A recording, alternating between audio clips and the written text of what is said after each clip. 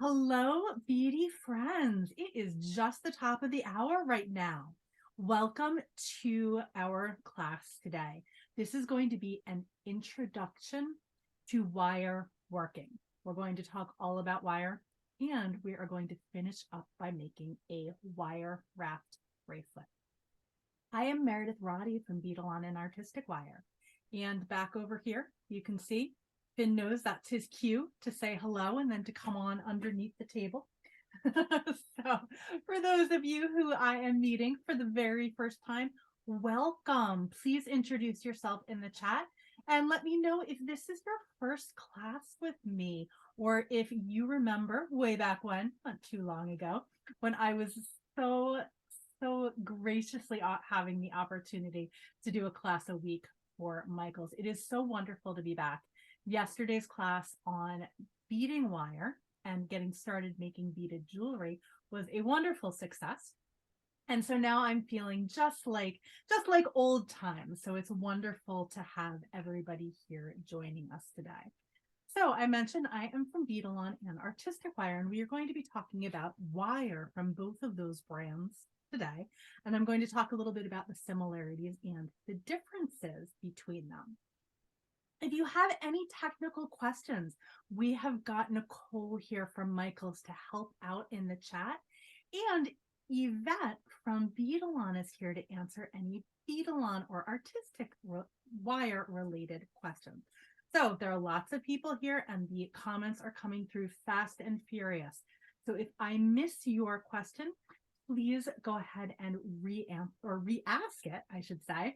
And hopefully I will be able to get to that as I am talking. So as I said, we've got a great crew here and I'm so glad to have you. Again, it sounds like the volume is low. When I flip around to my phone, that might be a little bit better, but we didn't have any technical difficulties yesterday. So I'm hoping that today we won't either. At Beadalon and Artistic Wire, I wear a lot of hats. I have been with the company for about 17 years now. And I do product marketing and some product development, but mostly and most funnily, what I do is I get to talk about Beadalon products, about making jewelry, and hopefully inspire you all to do the same. I have been teaching for the Michaels Community Classroom since they started this amazing program during the pandemic, which thankfully is behind us now, and it is a joy to be back. If you are watching me live, fantastic. Again, feel free to introduce yourself and also ask any questions in the comments. But if you're watching on the replay, and this will be available as all of the videos are available for the Michaels Community Classroom on the Michaels YouTube channel, about 24 hours after they have posted. So if there's anything that I say that isn't quite be clear, or a technique that I demonstrate that you need to go back and watch over and over again, you can do that with a little patience in about 24 hours. So it looks like we've got our friends here bopping on. I have introduced myself. I'm getting some comments that are saying that the volume is very low. And I'm not quite sure if that's for everybody. If there are some people where the volume is great, please let me know in those comments as well. Okay, it sounds like it might be per each person's thing. So maybe play around with the settings on your computer. Okay, fantastic. I appreciate that, everyone. Thank you for letting me know. All right, Nicole, I think we're ready to flip on over and get started talking about what we are talking about today, which is all about getting started making wire jewelry. So we're going to start at the beginning, but you'll indulge me for just a second. I want to bring my camera up a little bit and just make a slight adjustment. What we're going to be doing today, what our end goal is going to be, is a wire wrapped bracelet. And judging by the interest in this class, it seems like a lot of people are very interested and curious about making wire wrapped jewelry. And I'm hoping today to take a little bit of the mystery or of the confusion or of the fear. No, nobody should be afraid of wire, out of the process. And I started class yesterday when we were talking all about beading wire, talking about what happens when you walk into the beading aisle at Michael's. So for me, even as a seasoned beader, I walk into the aisle and it's pretty overwhelming, especially now that they have just brought in so many amazing new products. I don't know if you have been to Michael's recently, but if you haven't, I definitely recommend it. I was just in yesterday in preparation for my classes this week, and oh my gosh, new findings, new materials, new tools, new beads, amazing. And that is not even taking into account all of the amazing products from Beadalon and from other companies as well on the Michael's website. So if you haven't had the opportunity to recently go to michaels.com, many of the things that I'll be talking about today are available in store, but some of them are only available online. So just putting that out there, that sometimes as an instructor, I will mention things and talk about things that are available in store. But we do have so many more things that are available to purchase online on michaels.com. So definitely head on over there and see all of the products. Okay, so that being said, you walk into the aisle at Michael's, and there are so many different things to look at. When you're doing your wire working, what you're going to do is you're going to go over to the wall of wire. And on the wall of wire, of course, you'll see beading wire. And of course, I straightened everything up from my desk yesterday. And let me just scooch back here real quick and grab a spool of beading wire. So, this is what we talked about yesterday. This is wire for beading.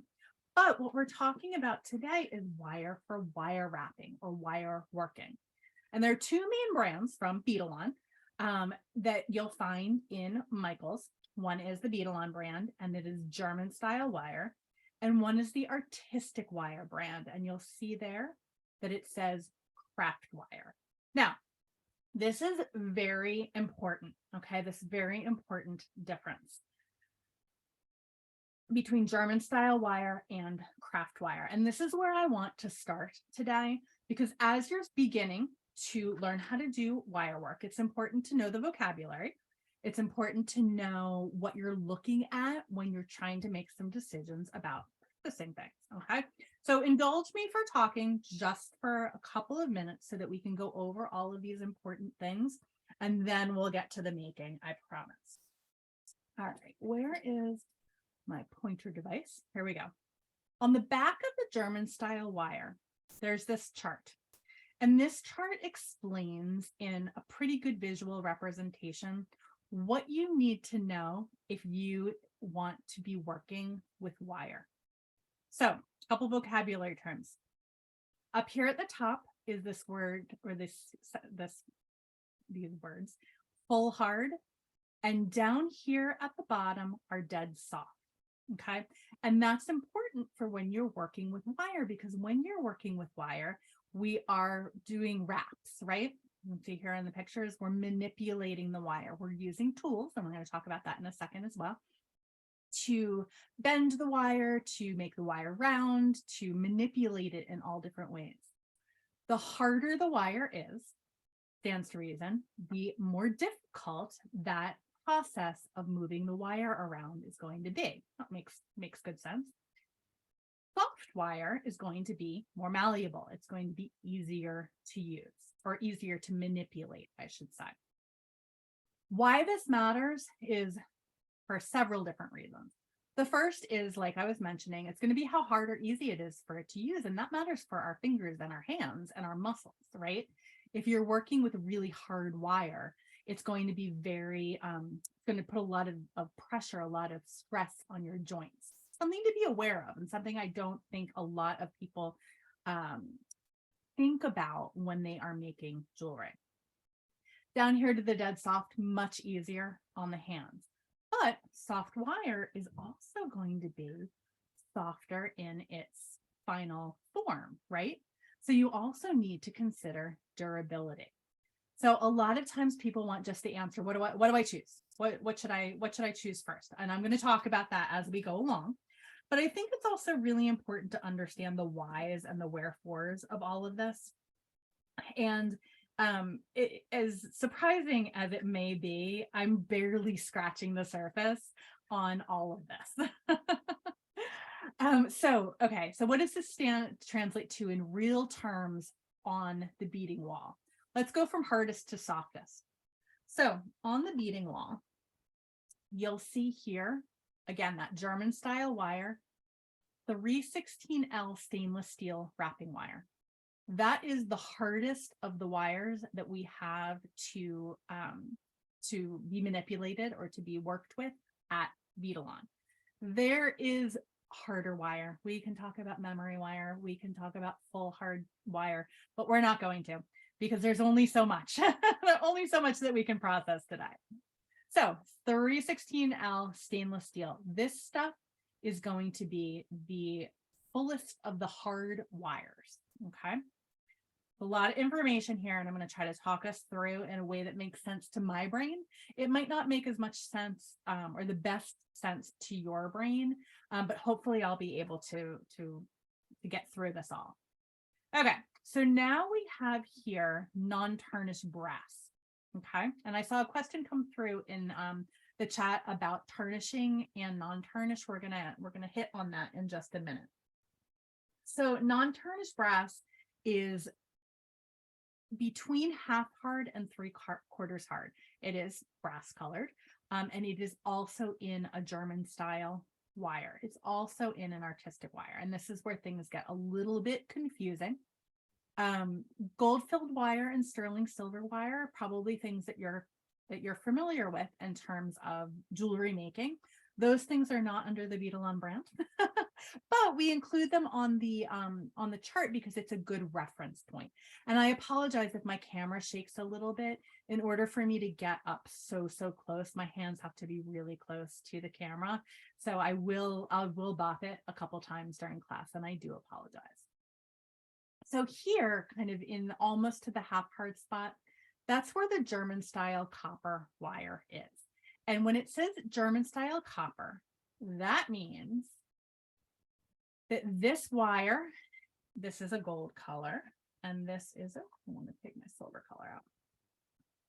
This is the silver. That means the inside here is a copper core. It is coated in as it pertains to the gold color, or plated as it pertains to silver in a silver plate or a gold color. And then there is a tarnish resistant coating on top of it. Okay. No wire that has any type of silver or sterling silver or any kind of silver is going to be 100% for its entire life tarnish free. It's just not, no wire is going to do that. But with the tarnish resistant coating and good care, you can really, you can slow the process of tarnishing. I always use the example of your silver candlesticks. You just have to polish them. And sometimes that's what we have to do with our sterling silver wire. The only silver that won't tarnish is argentium silver. I'm just putting that out there for people to know. What won't tarnish, however, is stainless steel. So you trade off that bright shiny color for the kind of more gray steel color, but this stuff won't tarnish. So again, everything is a trade-off when it comes to making jewelry, really in life. But these are things that you can consider when you are starting your wire working journey. Okay, so German style wire, let's go back to our back here. That's going to be a half hard wire, okay? And I'll talk a little bit more about why that's important in a little while. But just know the German style is going to be half hard. Artistic wire, copper wire, is this stuff here. This stuff is a dead soft wire. That means that it is going to be very malleable, very soft to move around, and very easy on the hands. This is what I recommend for people who are just starting out with their wire work. You might like a harder wire to start out with your wire work. For me, I always, when I'm first learning a technique, I use a soft wire in a thinner gauge than it's called for. That helps me learn the technique and get my fingers and my hands and my muscle memory familiar with what's going on in order to start moving to more difficult things. Okay, so we talked about dead soft, we talked about half hard. There are two more things that I just want to mention because you will come across them in the wire aisle in Michael's or in the section, and that is half round wire and square wire. So you'll notice that here we've got a circle for round, but this is a half circle, half round, and square for square wire. And these are available in both 20 and 22 gauge. And you can see the gauge mentions right up here. This one is 16 gauge. So square and half round, that's a little bit next level, but I like to mention it for several different reasons, not the least of which is if you go back into the archives of the Michael's YouTube channel, you can find classes like this, where I'm using half round wire to wrap around square wire to really make these rectangular faceted beads just look fantastic.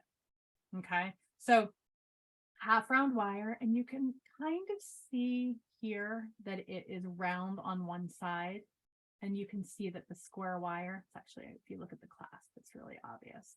Square wire is square.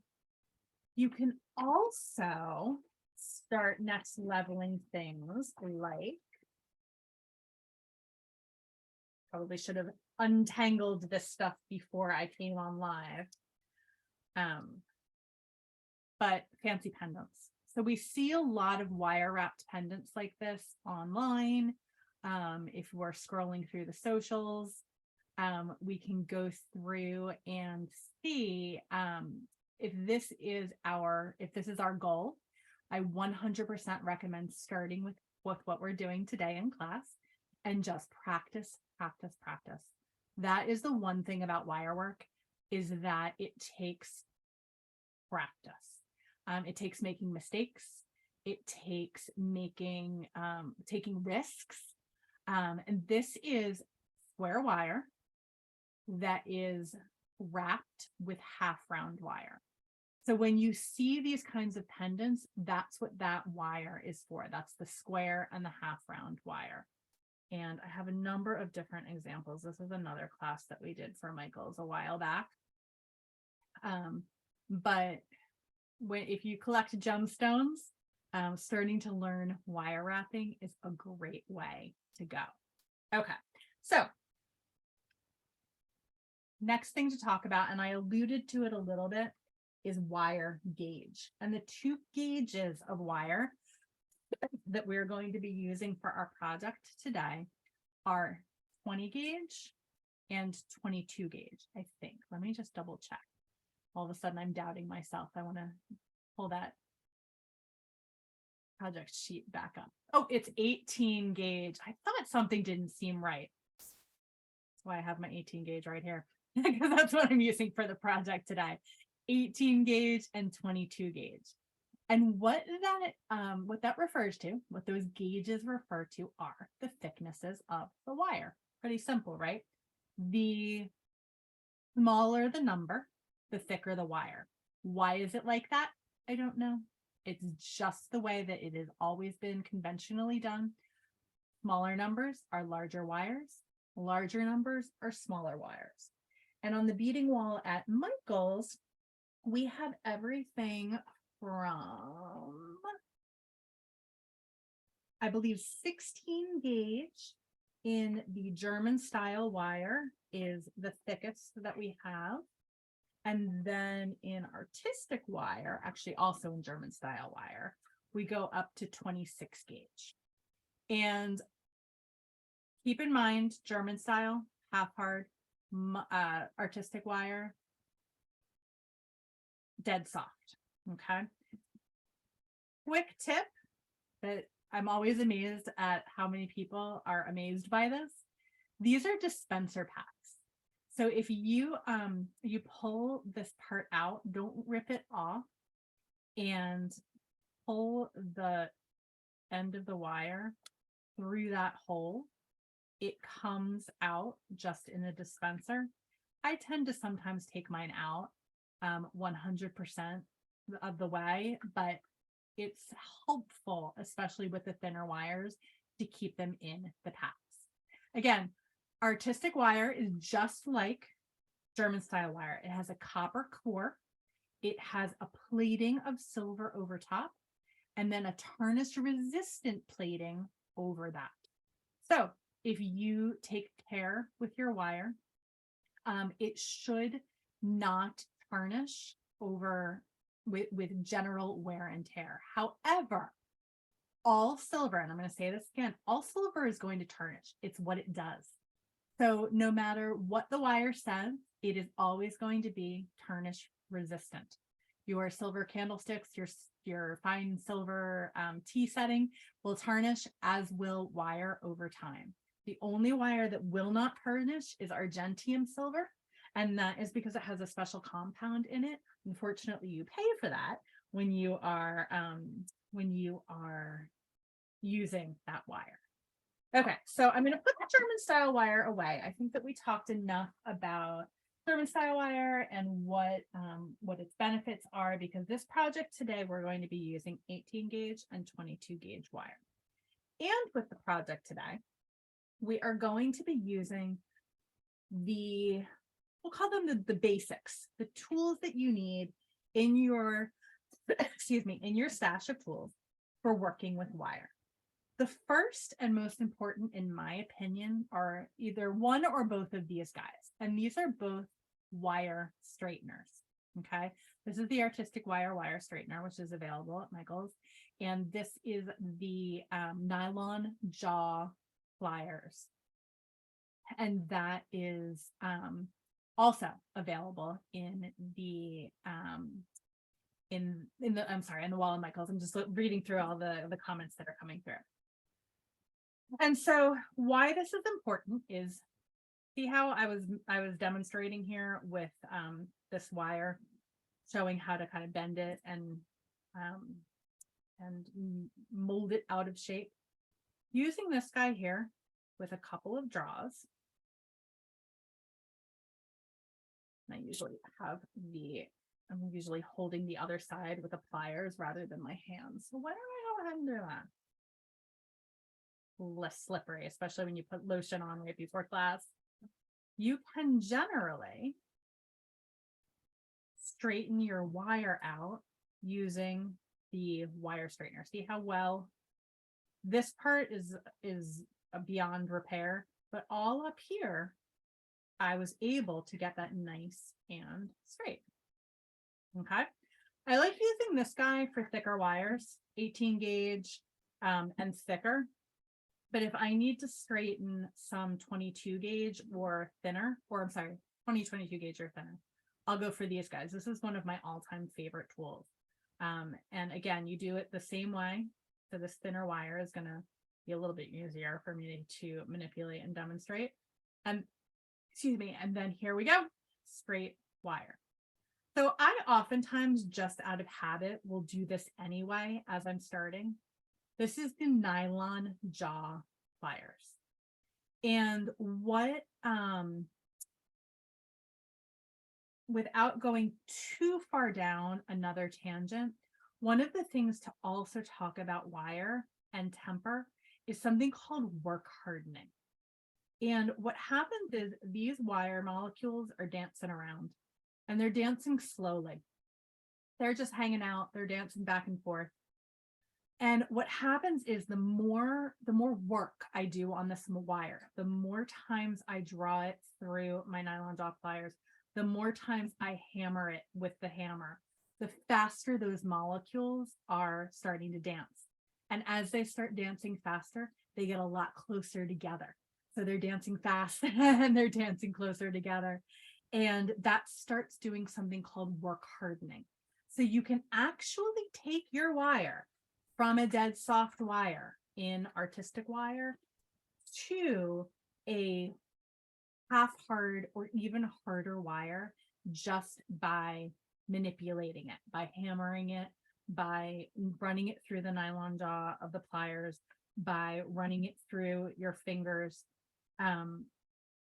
to work harden it. In this particular project that we're going to be working on today, these wire wrapped loops, that doesn't become that great of, oh, my loop got looped.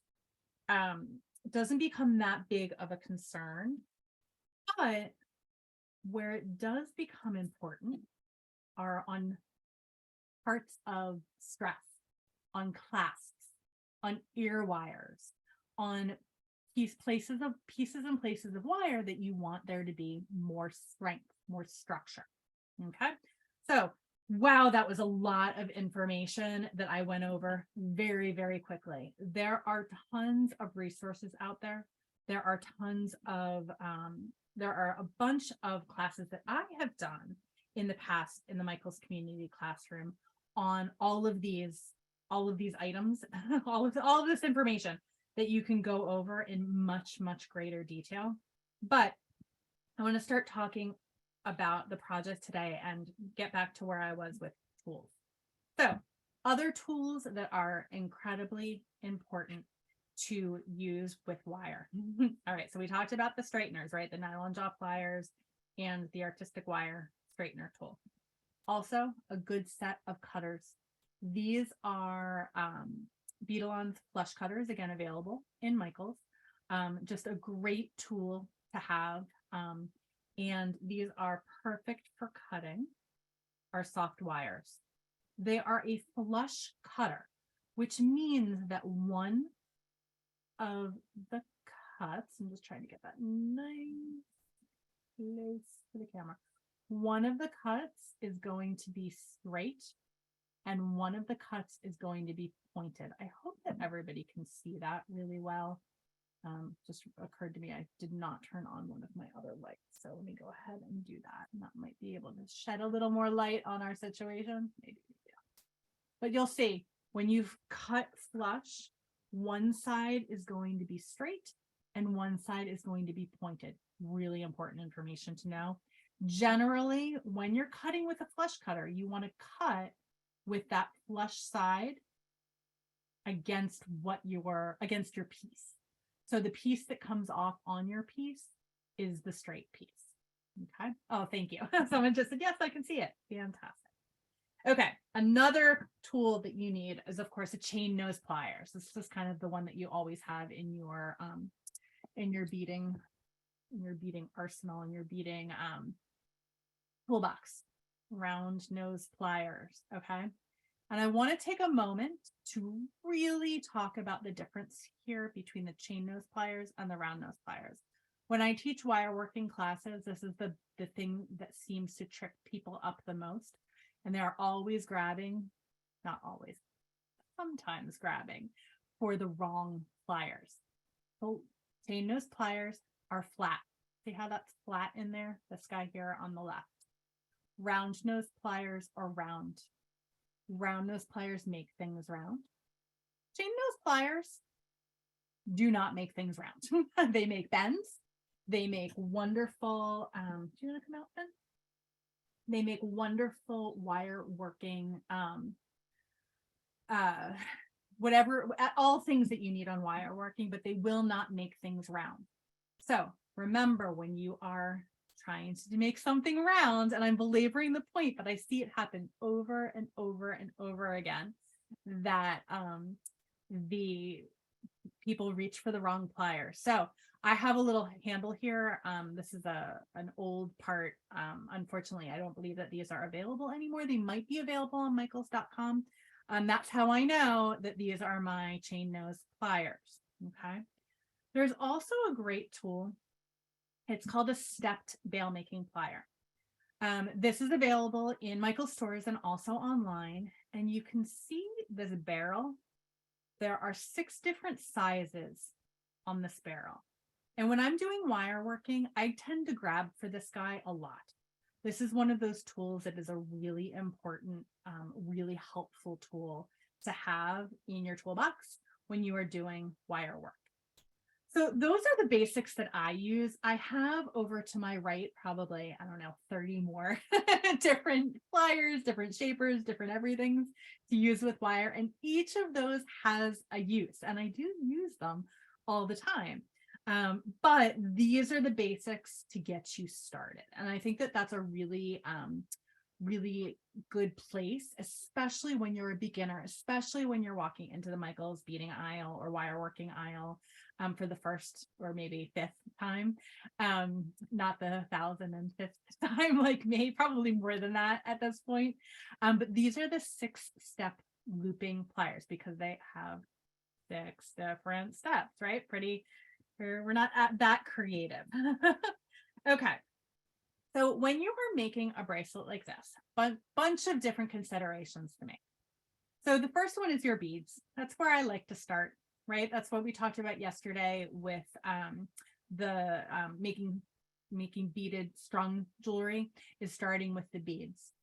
So first things first, when you're choosing your wire gauge to use with your beads, there are several different considerations.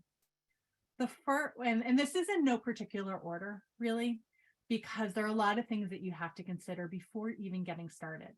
And again, you can walk in, you can grab something and you can get started with it. But I think knowing all of the what ifs and all of the information makes for a better experience walking into the beading aisle at Michaels. So this bracelet is big. It's much bigger, way too big for me. And that's one of the things that is always a challenge in making jewelry like this is fit. I've done entire classes and entire Facebook lives for Beadalon on fitting your jewelry. This class is not going to be about fitting. We're more going to be talking about technique and how to make something like this today. What you do have to figure out is the sizing for your bracelet. But that kind of comes after you learn how to actually make it. And if you're like me and you do a lot of things for demonstration, luckily I don't have to worry about that as much because things always look better photographed when they're a little bit bigger, which is why this guy is a little bit big. But I digress. So bead hole size. I talked about bead hole size when I talked about bead stringing yesterday. Bead hole size is going to matter differently in wire work.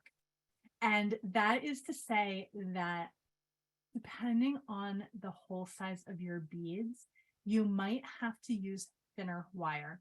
I have a little obsession. I like a very, very small 2mm sapphires. And I love making chains like this with little teeny tiny 2mm beads. Well, those 2mm beads have very, very small holes. So I need to use 26 gauge wire, right? Really, really thin wire to make those links. But as I mentioned before, the Michaels beads, especially beads that are 6, even 4mm, but 6, 8, 10, 12, all of the other millimeters have really nice big holes. And I'm using 22 gauge wire on this bracelet. Now I'm looking at my example right now. The example is with thicker wire. I can just tell that from years of doing this. I'm pretty sure that this is 20 gauge wire. But again, when you're doing links like this, and especially when you're doing links like this for the first time, and you are learning the new technique, I recommend starting with 22 gauge. There might be experts in here in the comments who would make a different recommendation, but I'm a teacher today and I'm recommending 22 gauge, and that's going to be plenty strong enough for these lengths. Okay, so just a couple of things to be aware of is the size of wire for your beads. And I alluded to it, but I really want to call out the strength of the wire. So when you're making wrapped loops like this, you have a lot more wiggle room in your gauges of wire that you use because these loops are wrapped. And I'm going to talk about the difference between simple loops and wrapped loops in just a moment. But when you get to thinking about the construction of your jewelry, there are lots of things to consider. And I hope that I'm driving that point home without too much confusion. And that's another thing that needs to be considered is how strong do we need to make this, right? Are we making this as a bracelet for an older person? Are we making this for a bracelet for a younger person? How many times is this bracelet going to be worn? How much wear and tear? Hopefully nobody's going to be wearing it when they're playing sports, for example, but some people do. And it's just, those are the things that always run through my head when I'm constructing a piece of jewelry. Okay. So I think that's enough of that. Let's start making some loops. So I'm going to demonstrate with the 18 gauge wire because I've done this a couple times. It's also going to be easier for everybody to see if I'm using a wire that's slightly thicker. So when you get started with any wire work, really the first two things that I recommend learning, practicing, and perfecting are simple loops and wrap loops. Simple loops and wrap loops are going to enable you to make earrings. They're going to enable you to make clasps. They're going to enable you to join things to things. And that's generally where, when you're starting a class, those are the first two things that you learn. So first, let's do a simple loop, and then we're going to start doing some wrap loops and combining them together to make an actual bracelet. So there are a couple of different ways to do this. There are a lot of different ways that I have seen instructors teach this.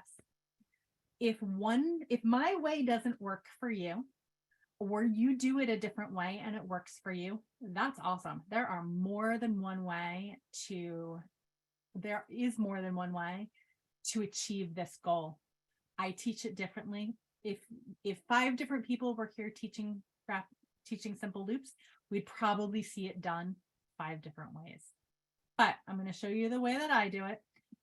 And hopefully that will be a way that will be good for you. Okay, so the way that I make my simple loops, again, we're doing a simple loop. This is for a join of, maybe I'm joining this to another simple loop. Maybe I'm joining it to a clasp. Maybe I'm joining it to a jump ring, right? Lots of vocabulary when we're starting our jewelry making and our wire working journey. So what I do is I take my chain nose pliers, or sometimes I like to use my flat nose pliers. There have been a couple of great classes on the week of jewelry making that Michaels has offered on different tools and what different tools do. There are also some fabulous YouTube videos on the Michaels Community Classroom on the YouTube channel that I definitely recommend going back and watching. So I like to use my thumb and my forefinger as leverage. And for a simple loop, I like to turn my wire down at a 45-degree angle. A little awkward with my hands, but I want you guys to be able to see what I'm doing here. So I like to bend that down 90-degree angle. And I need to get this off of the spool because that will make my life a lot easier. Okay, so I have this down at a 45-degree angle. The biggest challenge for making wrapped loops is knowing how big to make this part right here. Okay. That has just come with practice. I know that it's a little long. I'm just going to snip it off just a little bit. Sometimes I get it perfect the first time. Sometimes I don't. Again, so much practice. And because we are making something round, we are going to use our round nose pliers. Pro tip, take a Sharpie. Where's my Sharpie? Eek. The Sharpie also got filed. You know, this is why we don't clean. Because if you clean your workspace, then everything goes back and it's not at your fingertips, right? I like to make a little line here. So now that way I know that my loops are going to always be the same size. That's very important. Using this tool takes care of that problem. All of your loops, if you use the same barrel each time, will always be the same size. Not everybody has these guys. Take a little mark with your pliers. Okay. And then what I'm going to do is I'm taking my pliers, my round nose pliers, and I'm placing the wire in here all the way at the edge. I can barely feel the edge of that wire. And now what I'm going to do is I'm going to, and it's hard to show. Let's see. I want to start messing around with my camera because I am at a perpendicular angle here. Everything with doing good loops comes with doing everything on very precise angles. I'm not down here doing this. I'm not over here doing this. I'm doing it perfectly parallel to the ground and perfectly perpendicular to my wire. And I'm going to rotate my wrist toward myself. And I'm going to continue rotating that around until my loop, until the end meets the wire.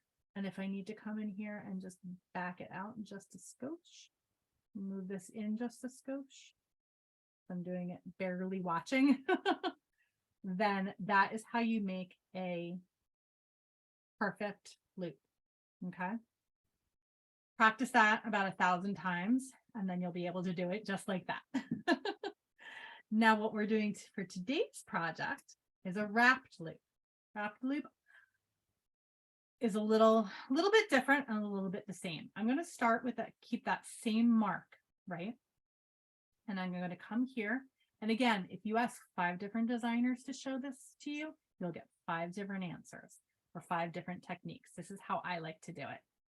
I use my thumb as leverage against my forefinger, and I bend down at 45 degrees.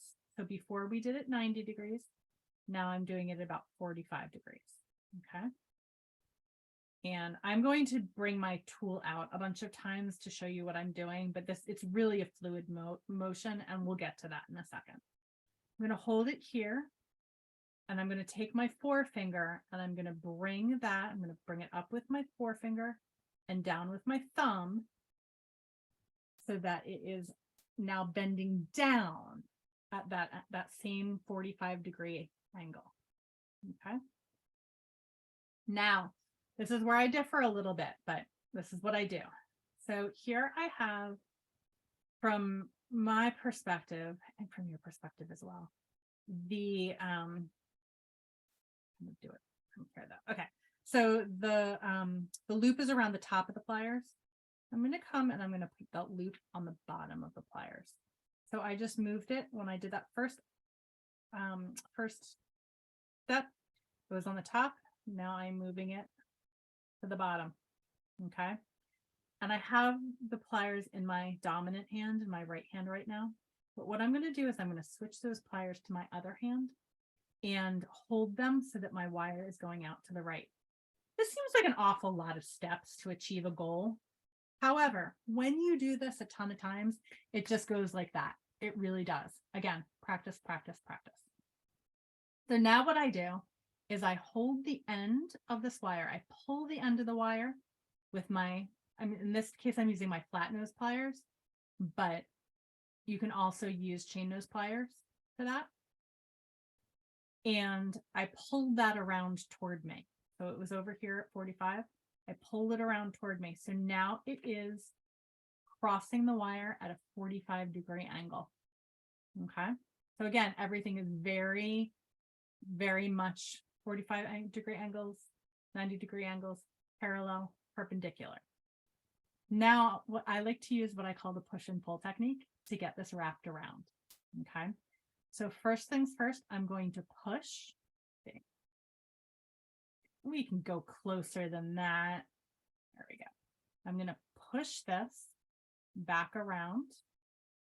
Then I'm going to pull it toward myself. Then I'm going to push it back around. And then I'm going to pull it toward myself. And I like to go around about 2.5 times. And it just so happened that I had the perfect amount of wire here. So I'm just using my pliers to kind of push it down into place. If I had too much here, I would come in, I would give it a little nip with my nippers and push this down with my pliers. You always want to tuck that end. That's the difference between professional jewelry and non-professional jewelry, is having that little tail tucked right down into there. Okay. So now let's add some beads, right? We're ready to add our beads. And the beads that I have over here are a little bit different. I have those same Labradorite center nugget beads, but I'm changing out my sides. I'm going round instead of rondelle, because why not? And the part numbers and everything for the exact beads that I used in this project are in the handout. And I know that Nicole has posted that a couple of times. And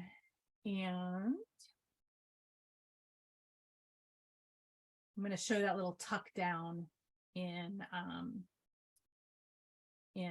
just a second. So let's see, what did I do for my pattern? I have one yellow, one Labradorite, right? Labradorite? Yeah, Labradorite. Here, I'll show you the tag so that you can see what I'm working on. Labradorite stone beads. Okay. And one yellow. Now this is where the tricky part is. Not sure where the tricky part is on this. We'll figure it out in just a second though. So now I'm making my first component, right? We all thought I was just doing a demo, but we're into it now. So I'm going to make my first component, and I'm going to come in here and I'm going to find that mark. And in fact, what I'm going to do is I'm going to take that mark and we're going to continue it all the way around. I just did it on one side, so I thought I was being economical, but we're going to do that all the way around. Okay. And now what we're going to do is we're going to continue on that mark. Okay. I'm always using that mark. I'm always lining it up on that mark so that I can make sure that my loops are all the same size. And now I'm going to do those same steps. I'm going to push it over with my thumb. But before, when I pushed it over with my thumb, there were no beads here. That's why it's important to line it up on that mark so that you have the right amount of space in between your beads that's going to be even, and the right amount of space in your circle. So I pushed it over on the mark, and now what I need to do, I'm holding my tool perpendicular. I'm going to turn it so that it is, I was holding my tool parallel. Now I'm going to hold it perpendicular. And I'm going to come around here just like I did before with my thumb. And I'm going to come down here, and I'm going to do that at that 45-degree angle. I know it's not really 45 degrees this way. And I'm going to replace my tool, and I'm going to switch my hand. And here what I do, because this is a little bit long, I'm just going to bring this around with my hand. A lot of people will do that step with their hand anyway. I like to use my tool to do it. I think it gives a much crisper joint, or much crisper loop. Some people are very particular about their wrap loops. Other people are a little more don't want to say artistic, but a little more lenient with perfection in their loops. And you can see I'm just wrapping that around just like that.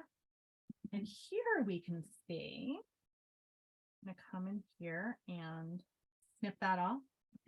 And this is a really good example. See how that tail is just a little bit out. It's tough to see, but it's just not quite tucked in as much as we want it to. I'm just going to come in here and give a little tuck, a little squeeze, a little gentle squeeze. And I'm using my chain nose pliers to do that. And so now that tail is nice and tucked in. Okay. So these beads are about the same as in the example. There was a comment coming through that they looked much bigger. But if you look at the link here, it really is very similar to the beads that I'm using here. Okay. All right, so now we need to add another link, right? Ooh, let's go ahead and do that. I like using a comfortable amount of wire for this. Some people, oops, that's the wrong gauge. Some people will try to get this piece exactly the right size. And see how I'm straightening it out before I cut it. I find that you end up wasting more wire by trying to waste less wire. It's counterintuitive, but in my experience, that is what I have found is I generally end up wasting more wire when I'm trying not to. So I cut a length that I'm comfortable with and I use that. And maybe I will make a little bit extra, maybe I'll be able to make 2 out of this. Probably not, but maybe. So I just did the first part of that loop. And now what I need to do is I need to just open it ever so slightly. I'm just lifting up with my chain nose pliers because what I need to do now is I need to thread it onto that link that I've already made. And oh, didn't open it up quite enough. Okay, that's okay. I can just come back in here and open it a little bit more and slide that in. See how that happens? And now what I want to do is I'm going to hold it. And that's why these chain nose pliers with these nice fine tips, why those are very, very helpful. I'm just going to hold this nice and gentle because now what I need to do is do that wrap loop. And that's where always a challenge keeping my work area clean so we can see what's going on here. I'm going to do that pull and push and pull and push and pull and push. Okay. And here got a little bit of extra again. So I want to come in with my nipper. And again, see how I'm holding it so that the flat part is against my wire. That means that that's going to be the flush part right there. Important for a couple of different reasons, not the least of which is you don't want it to be pokey or owie on your skin as you're wearing it, right? So I'm just going to tuck this in. And sometimes I'll kind of rub my finger there to make sure that it's not a rough edge. And now I'm ready to add my beads. That's always my favorite part, is the adding of the beads part. I know a lot of people find the, maybe some people think that the wrapping of the beads part is their favorite part, but the adding the beads, that always makes me very, very happy. Okay, so round nose pliers. I always want to grab for my round nose pliers. And you might notice I actually changed since I do happen to have several pairs of chain nose pliers around. Especially when I am doing a class, I tend to just grab for whatever is the closest.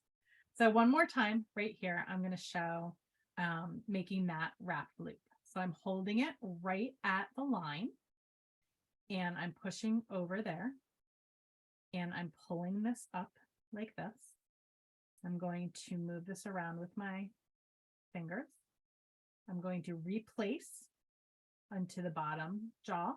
I'm going to come around here and up, and then I'm going to use my pliers to pull this toward me at a nice 45-degree angle. And if somehow it gets a little wonky, I'm watching what I'm doing and I'm making sure that my loop is good. Not every loop is going to be perfect. This one's getting a little wonky. I'm going to keep going with it because I want to show you how you might be able to fix a loop if it's gone a little wonky. Because it'll happen. Maybe you're not paying good attention. Maybe you're reading the comments in the chat and you're not watching what you're doing as closely as you can. And again, every time, just like clockwork, or just like habit, you want to come in here and just give that little squeeze in there. Now, speaking of squeezes, another really good squeeze is up here. But I want to point out a couple of things that went wrong with this loop. I don't know if you can see, but I was holding it a little too tight. You see that little divot right there, there at the top right there? You might not. That might not matter to you at all. We're talking perfection here, right? You just want to make sure that you don't hold on to your wire too tight. This is dead soft wire. And dead soft wire, if you have a death grip on it, like I did right on this last one that I did, it's going to give it just that little bit of a flat spot. No one is ever going to know that it's there. But we're learning, and we want to learn the techniques the right way. A lot of evils, a lot of mistakes can be fixed just by coming in here with our flat nose pliers and flattening this out a little bit. Or coming in here with the round nose pliers and re-rounding it out. This is wire. The wire will do what you want it to do if you're patient with it and you take your time. And again, I cannot emphasize it enough. Practice, practice, practice. So in the last couple of minutes that we have, because we just showed how to do one link, we showed how to link them together. You continue to do that around and around and around until you have your beads in the long enough for your bracelet. If you want to know what these exact beads are, they are in the handout that was provided in the class, and Nicole has posted it a couple of times in the comments. And then what I'm just using for the example is just what I happen to have around here in my beading studio, just some glass round 6mm and this Labradorite. You can see here, these are the numbers. Where's my number over here? My number over here. So you can do a screenshot and check those if you want to know the exact ones. But what I did want to just show really quickly at the very end is the clasp. Because one of the things that I love about handmade jewelry and about handmade wire worked jewelry is that you can do clasps by yourself, not by yourself. It makes it sound like, I don't know, like you're a kindergarten. You can make a clasp all by yourself, but you can, and you can make a clasp that is going to match your jewelry, that's going to complement your jewelry. This is the simplest of S clasps that I like to show and that I like to use. And I'm just going to show that really quickly, kind of our final demonstration here. And I'm going to do that with the 18 gauge wire again. I will usually make my clasps out of either 18 or 20 gauge wire. And I'm cutting out a piece. Let's see, what do I call for in the instructions? I don't mention a size. And it's funny, when you watch a lot of wire workers or a lot of seed bead weavers or a lot of beaders, we are real bad at measuring. We're bad at giving specific measurements, I should say, because we eyeball it. And that's what you'll start to do over time also when you do a lot of wire work. This is 5 inches, and it's almost exactly 5 inches. So I mentioned earlier this tool here, the stepped bail making pliers, and different companies call it different things. We call it stepped bail making pliers. There might be a 6-step bail making plier someplace. And I'm holding that between the 2 smallest barrels in the middle-ish. It doesn't have to be exact, but individual or in the middle-ish. And I'm going to, just with my fingers, these are my best tools, I'm going to bend this wire in half-ish, right? I'm not even kind of close to half. No worries. Okay, so I'm putting that first bend. And if you want to, you can also use your, where are my round nose pliers? Your round nose pliers to do this. I just like using the bail making pliers because I know that everything is going to be nice and even. But that isn't quite as close as I want it to be. So I'm going to use a combination of my nylon jaw pliers, and I'm just doing this real slow, but not enough purchase. And I'm using 18 gauge wire, so it's gonna give me a little bit of grief.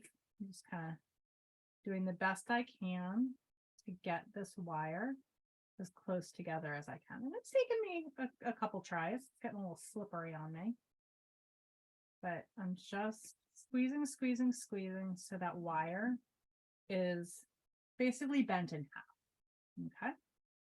And you definitely want a heavier gauge wire for the clasp, but heavier than 22 gauge, for example. And I've been demonstrating in 18 gauge for all of the class, but I recommend doing this project in 22 gauge, especially to start out. It's going to be easier on your hands. It's going to be easier on your tools. It's going to be easier to learn the technique. It just happens to be easier for you to see if I'm using a thicker gauge wire. So now I want to make my clasp look pretty. So the first thing I do to make it look pretty is I just give a little curve at the end, maybe a little bit more. And again, with wire work, the smaller movements are better when you're working with wire. Small movements, you can always take it back and do a thicker movement later on. All right, so now what I'm going to do is this is the biggest movement of the whole thing. I'm holding my clasp in between the two middle barrels, and I've got about 1/4 of an inch sticking out, and I'm going to push down with my thumb while I rotate with my wrist. You see how I did that? I'm using my thumb as leverage, and I'm rotating with my wrist to make that really pretty bend in the wire. Okay. And because I'm using 2 gauges or 2 layers of wire in that 18 gauge, this is a pretty strong clasp right here. We're doing good. All right, last things last, because I know I'm running just a minute or two over, but this is the last thing. I'm gonna eyeball what I think is a good amount of space for my loops. And I caution against holding it like I just did, because you'll see I did make that little mark. We don't want to do that, but I did. So I'm going to snip that off, and those are both flush, right? Because I use the flat part of my cutters to cut that nice and flush. And then I'm going to come in here with my smallest part of my loop, the smallest part of my pliers, and I'm going to bend back just like we did in that first demonstration of the loop. Make a simple loop. And one of them generally comes a little bit better than the other. So I'm just going to turn my piece around. Then I'm going to come in here, and I might need to zhuzh it a little bit with my pliers. Might need to double check and make sure that I did everything just the best that I could possibly do.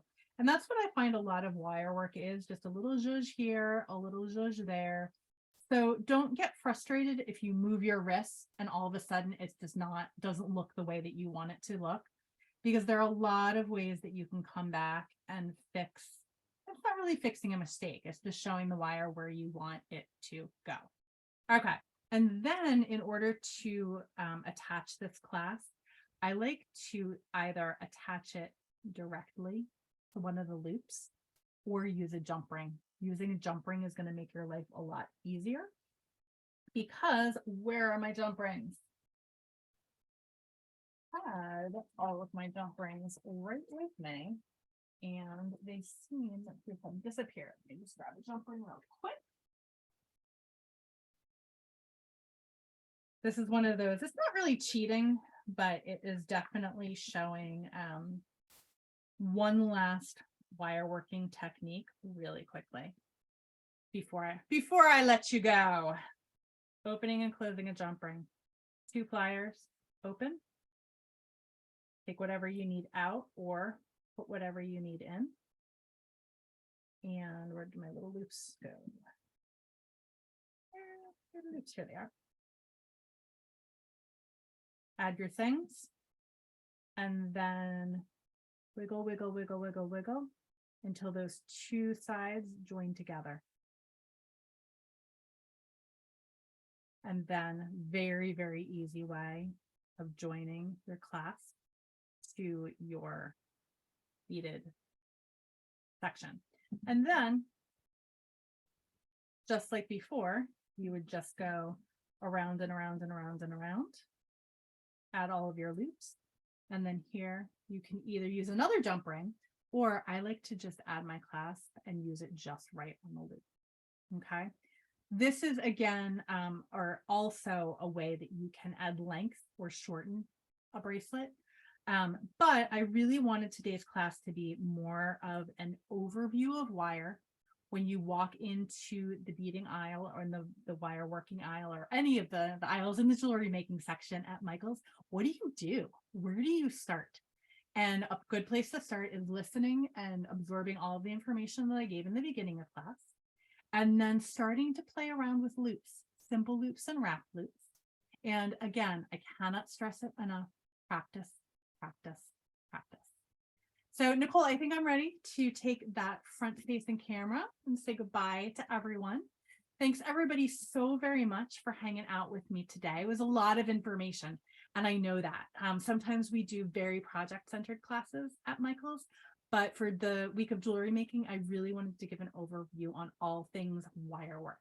And when you're starting with wire work, maybe you're in the middle of your wire working journey, maybe you're just kind of thinking, is this something that I want to get into? It's important to know the information when you're jumping in, because it will only lead to more success with your wire work later on. So keep in mind, if you are watching us live, thank you very much for all of your comments. Very much appreciated.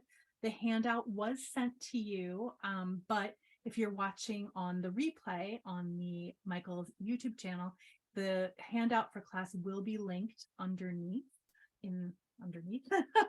where the words are, so you can always see the materials that I used today, a little bit more information about the actual project that I got to at the end. If you do make the project, please post it on your socials and use the hashtag #MadeItWithMichaels, learn with Michaels, and I always use Michael's Community Classroom. There is another one, and I know that Nicole posted it. I have to have a little cheat sheet sticky note next to me so I remember all three. And again, my name is Meredith. I am from Beadalon and Artistic Wire. If you want to follow me, I am at Meredith Joy Designs. And of course, at Beadalon also is a great place to go for all things jewelry making and inspiration. We'll have lots more classes for Jewelry Making Week. Make sure you head over to the classroom site and sign up if you haven't already. I know I'm taking a couple more classes this week and going into the future as well. So I look forward to seeing you again in the Michael's Community Classroom. And until then, happy beading.